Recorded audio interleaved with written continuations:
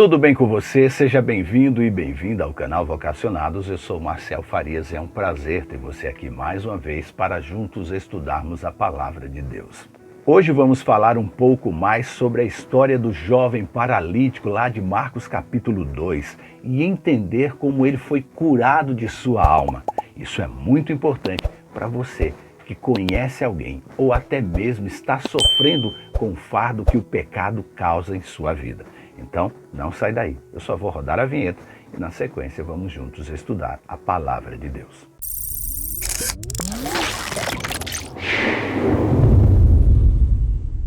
Diz a Palavra de Deus: Filho, seus pecados estão perdoados. Marcos 2, versículo 5. Luciano Muniz acabara de sair do consultório médico onde recebeu uma notícia que devastou a sua vida.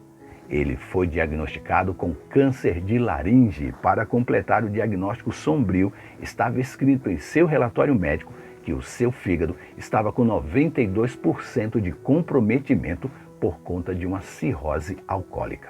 Ele, aos 17 anos, havia saído de casa após seus pais não aceitarem a sua opção por viver uma vida como homossexual. Naquele momento de sua vida, ele se entregou ao vício do cigarro e da bebida. E agora, aos 59 anos, o seu corpo cobrava o preço pelos longos anos de exposição à bebida e ao álcool. Ao sair do consultório naquele dia, na mesma rua, ele encontra uma igreja que estava com as portas abertas. Por algum motivo que ele não soube explicar, ele sentiu o desejo de entrar. Já ali dentro, ele lembra do último dia em que esteve em uma igreja acompanhado por seus pais e por suas irmãs. E essas lembranças o fizeram chorar por longos minutos. Quem assistia ao culto naquele dia percebeu o desespero daquele homem que chorava copiosamente nos últimos bancos. Uma das senhoras ali presentes, ao ver a cena angustiante, se levantou e sentou ao lado de Luciano. Ele lhe ofereceu lenços de papel e, em silêncio, esperou que aquele homem derramasse toda a sua angústia através de suas lágrimas. Quando ele estava aparentemente mais calmo, as palavras daquela senhora tocaram fundo em seu coração. Sem precisar abrir a sua Bíblia, ela recitou João 3, 16 e 17 e depois Marcos 2, versículo 5. Em João nós lemos: Porque Deus amou tanto o mundo, que deu seu Filho único, para que todo o que nele crê não pereça, mas tenha a vida eterna. Deus enviou seu Filho ao mundo, não para condenar o mundo, mas para salvá-lo por meio dele. E em Marcos 2 nós lemos: Filho, seus pecados estão perdoados. Ao ouvir as palavras que vinham de Deus, ele fez a pergunta que mudou a sua vida: E quando ele vai me curar? E completando: Eu não quero morrer. Aquela sua pergunta inicial o levou a uma conversa que durou mais de 3 horas após o término do culto naquele dia. Luciano estava precisando ouvir o que o jovem paralítico também ouviu de Jesus, que era que os seus pecados estavam perdoados, que o preço foi pago na cruz do Calvário e que por isso ele poderia se sentir livre da culpa.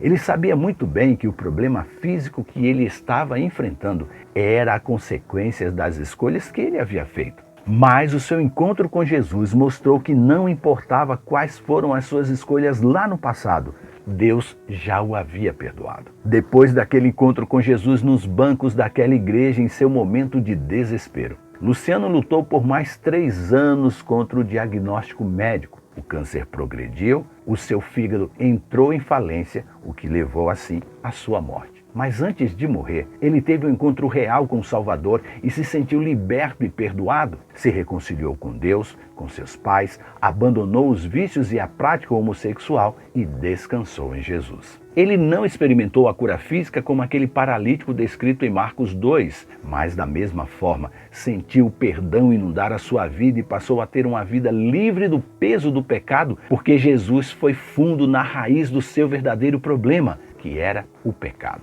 Muitos lucianos estão entrando todos os dias pelas portas das igrejas ou entrando em contato diretamente com você em busca de esperança, ansiando ouvir que em Deus os seus pecados estarão perdoados, mas estão encontrando dedos em riste, apontando para os seus erros, fazendo-os se sentirem mais pecadores e cada vez mais sem esperança.